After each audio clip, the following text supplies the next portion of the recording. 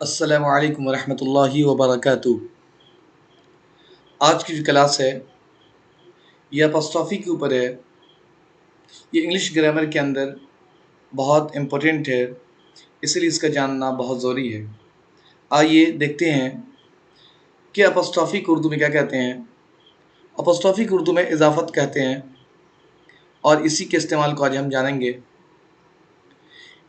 इजाफत को अगर जाने तो इतनी जान लें इसको कि जब दो नॉन के अंदर रिश्ता पैदा हो, का के की के बारे मालूम हो, तो उसी हम क्या बोलेंगे, इजाफत। एक लफ्ज़ को दूसरी जानिब मंसूब करने का नाम इजाफत है। जैसे हम एक किताब को खालिद की तरफ मंसूब करते हुए कहते हैं कि खालिद की किताब। अब देखेंगे यहाँ पे जो खालिद की किताब है, एक चीज़ को जान लेते हैं फिर आगे की तरफ चलेंगे हम लोग। एक होता है खालिद और क्या यहाँ पर है एक किताब, दोनों को का रिश्ता बताने वाला है यहाँ पर क्या, का के की। अब देखिए यहाँ पे अगर उर्दू कवायद के अंदर बात की जाए तो उर्दू कवायद के अंदर जब एक इस्म का रिश्ता दूसरे इस्म के साथ हो तो ये पहले वाले को हम लोग बोलेंगे मुज़ाफ, और जिसकी तरफ लगा होगा उसे बोलेंगे मुज़ाफ़े इलैही, मुज़ाफ़े इलैही। और दोनों को जो जोड़ने वाला होगा का के की, इसे हम लोग बोलेंगे इजाफत। अब हम लोग देख लेते हैं यहाँ पे कि यहाँ पर जैसे एग्जाम्पल दिया हुआ है कि हामिद का कलम, लिखा हुआ है हामिद्स पेन, खालिद की किताब खालिद्स बुक, हामिद का कलम पेन ऑफ हामिद, खालिद की किताब बुक ऑफ खालिद। क्या आप देख रहे हैं यहाँ पे लिखा हुआ है अपॉस्ट्रोफी एस और यहाँ पे लिखा हुआ है ऑफ, सेम चीज़ यहाँ पे है। इसके रूल को जानते हैं कि अंग्रेज़ी में इजाफत के दो तरीके हैं। फर्स्ट, दो इसमों के बीच में ऑफ का इस्तेमाल करके, और जो सेकंड है दो इसमों के बीच में अपॉस्ट्रोफी इसका इस्तेमाल करके। पहले जानेंगे कि ऑफ का इस्तेमाल का तरीका क्या है। तो ऑफ के इस्तेमाल का तरीका यह है कि अरबी ज़बान की तरह पहले उर्दू के मुज़ाफ़े इलैह को लाएंगे, फिर मुज़ाफ़ को लिखेंगे। इसकी मिसाल देखें। हमने कहा था जब मैं ऑफलाइन क्लास ले रहा था तो हमने कहा था, और आज भी इस चीज़ को जान लें कि जब दो नॉन हो और दोनों जब जानदार हो तो ऐसे कंडीशन के अंदर क्या करते हैं, अपॉस्ट्रोफी का यूज़ करते हैं। लेकिन जब एक तरफ जानदार हो और एक तरफ गैर जानदार हो या बेजानदार हो तो ऐसी चीज़ों के लिए, दोनों के अंदर रिश्ता पैदा करने के लिए, काकेकी के लिए ऑफ का इस्तेमाल किया जाता है। जैसे लिखा हुआ है सलमा का पंखा, तो फिर लिखा हुआ है फ़ैन ऑफ सलमा, राशिद का कलम पेन ऑफ राशिद, एक लड़के की किताब book of a boy, Zaki की बीवी वाइफ ऑफ ज़की। ये ऑफ लगाने का तरीका है। अगला जो यहाँ पर है इसके इस्तेमाल का तरीका ये है कि पहले उर्दू के मुज़ाफ़ को लाएंगे फिर मुज़ाफ़े इलैह को। जैसे एक लड़के की किताब अ बॉयज़ बुक, राशिद का कलम राशिद्स बुक, सलमा का पंखा सलमाज पेन, सॉरी फ़ैन, और ज़की की बीवी ज़कीज़ वाइफ। अब देखिए यहाँ पर दोनों में सेंटेंस में गौर करेंगे, ध्यान देंगे तो मालूम ये होगा कि यहाँ पर ऑफ लग करके है और यहाँ पे अपॉस्ट्रोफी इस है। यहाँ पे क्या देख रहे हैं कि यहाँ पर लिखा हुआ है कि फ़ैन ऑफ सलमा, इसको चाहे तो हम ऑफ के साथ बना सकते हैं, इसको हम अपॉस्ट्रोफी के साथ भी हम यूज़ कर सकते हैं। लेकिन इसके अंदर क्या होता है कि जब ऑफ का यूज़ करेंगे तो इसका कायदा बदल जाता है। ये क्या करेंगे कि जैसे लिखा हुआ है फ़ैन ऑफ सलमा, और अगर अपॉस्ट्रोफी बनाना होगा तो पहले मैं क्या लिखूँगा, पहले सलमा को लिखूँगा फिर फ़ैन को लिखूँगा। इसीलिए कहा जाता है कि इसके अंदर दो तरीके हैं अरबी की तरह। जिस तरह अरबी के अंदर क्या होता है कि पहले हम मुज़ाफ़े इलैह को लाएंगे फिर मुज़ाफ़ को लाएंगे। हमने एग्जाम्पल भी दिया था कि जैसे मैं बोलता हूँ, हम लोग बोलते हैं खुदा का बंदा, तो बंदा क्या है यहाँ पर मुज़ाफ़ है, और बंदा क्या है मुज़ाफ़ है, और खुदा क्या है मुज़ाफ़े इलैही है।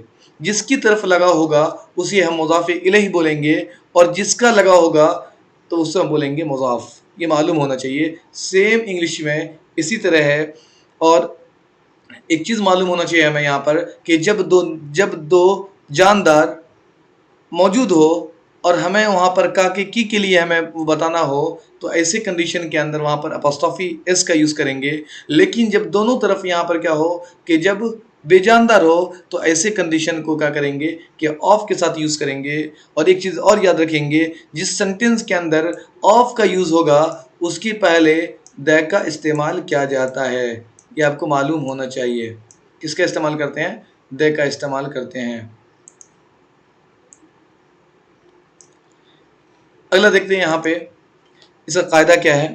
फर्स्ट में लिखा हुआ ये है कि इसके ज़रिए इजाफत के वक्त इसके साथ अपॉस्ट्रोफी निशान का इस्तेमाल किया जाता है। अपॉस्ट्रोफी निशान का मतलब ये होता है कि वहाँ पर क्या करते हैं, हम लोग लिखते हैं एक छोटा जिस तरह वॉ लिखते हैं उसी तरह ऊपर में लिखते हैं। तो जैसे क्या करेंगे, एस लिख देंगे और एस के ऊपर में इस तरह लिखेंगे यहाँ पर, तो इसे हम लोग बोलेंगे अपॉस्ट्रोफी। तो पढ़ेंगे अपॉस्ट्रोफी एस। इसके जरिया इजाफत के वक्त जब हमें का के की मालूम करना हो तो ऐसी कंडीशन में क्या करेंगे, अपॉस्ट्रोफी इसका यूज करेंगे। जो इस के ऊपर लिखा जाता है उसकी मुनासिबत से इसे अपॉस्ट्रोफी इस कहा जाता है। इसके लिखने का तरीका दर्ज झैल है। क्या है?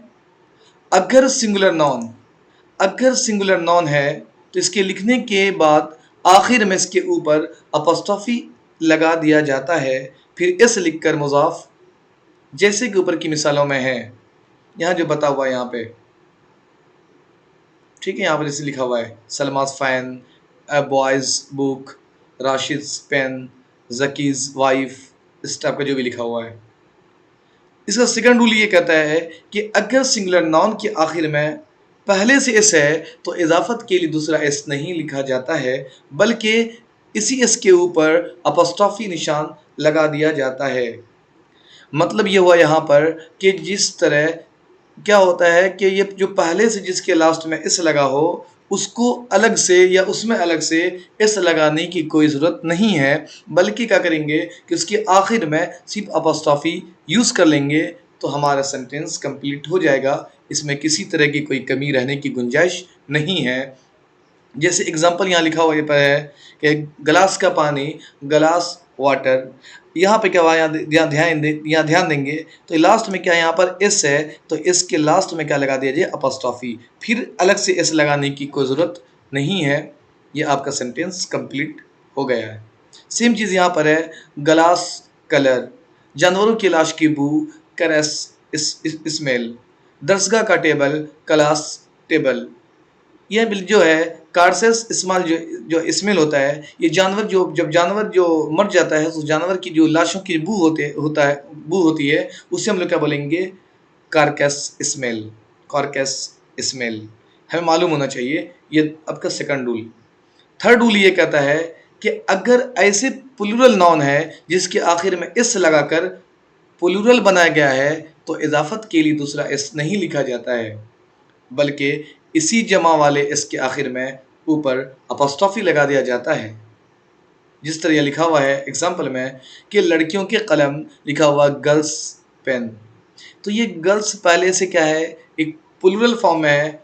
ये नॉन किस तरह है, ये प्लूरल है, ये जमा में है। इसमें अलग से यहाँ पर दोबारा ऐसे लिखने की ज़रूरत नहीं है, बल्कि लास्ट में इसके बाद अपॉस्ट्रोफी लगा देने से सेंटेंस कंप्लीट हो जाता है।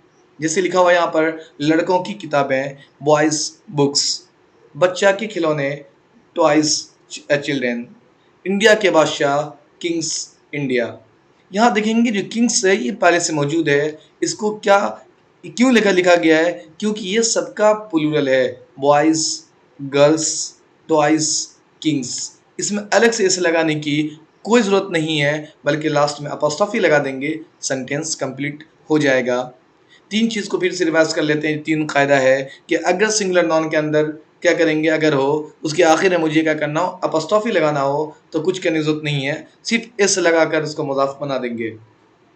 सेकंड में क्या कहता है कि सिंगुलर जो भी नॉन रहेगा उसके आखिर में एस अगर है तो इजाफत के लिए दूसरा एस नहीं लिखा जाता है, बल्कि इसी एस के ऊपर अपॉस्ट्रोफी निशान लगा दिया जाता है। सेम चीज़ यहाँ पर है थर्ड वाला भी यही कह रहा है कि अगर ऐसे प्लूरल नॉन है जिसके आखिर में इस लगाकर प्लूरल बनाया गया है, यानी पहले से वो जमा में है, पहले से वो प्लूरल है, तो इजाफत के लिए दूसरा एस नहीं लिखा जाता है, बल्कि इसी जमा वाले एस के आखिर में के ऊपर में क्या करेंगे, अपॉस्ट्रोफी लगा दिया जाता है। उससे सेंटेंस कंप्लीट हो जाता है। अपॉस्ट्रोफी का जो ये टॉपिक है बहुत लेंदी नहीं है, लेकिन इसकी रूल को जानना बहुत ज़रूरी है। और याद रखेंगे एक चीज़ कि जिस सेंटेंस के अंदर ऑफ के साथ अगर बनाएंगे यूज़ करेंगे तो उसके सेंटेंस के पहले द का यूज़ किया जाता है। और एक THE को द भी बोला जाता है और इसे डी भी बोला जाता है, और THEY को दे कहा जाता है। THE को द और दी में बस इतना डिफरेंस है कि अगर THE के बाद अगर किसी THE के बाद अगर कोई कॉन्सोनेंट आ जाए, TH और E के बाद अगर कोई क्या आ जाए, कॉन्सोनेंट आ जाए, तो ये हमेशा इसको पढ़ेंगे द। लेकिन अगर THE के बाद अगर कोई वोवेल आ जाए यहाँ पे तो इसको पढ़ेंगे दी। इसमें कोई ख़ास ज़्यादा कुछ नहीं है। और अगले वीडियो में अलग टॉपिक के साथ डिस्कस किया जाएगा। और अगर कोई दिक्कत हो इसमें तो कमेंट्स करें, पूछें, इंशाल्लाह आपकी रहनुमाई की जाएगी। आज तक के लिए इतना ही। मिलते हैं अगले वीडियो में अगले टॉपिक के साथ। आज तक के लिए खुदा हाफिज़।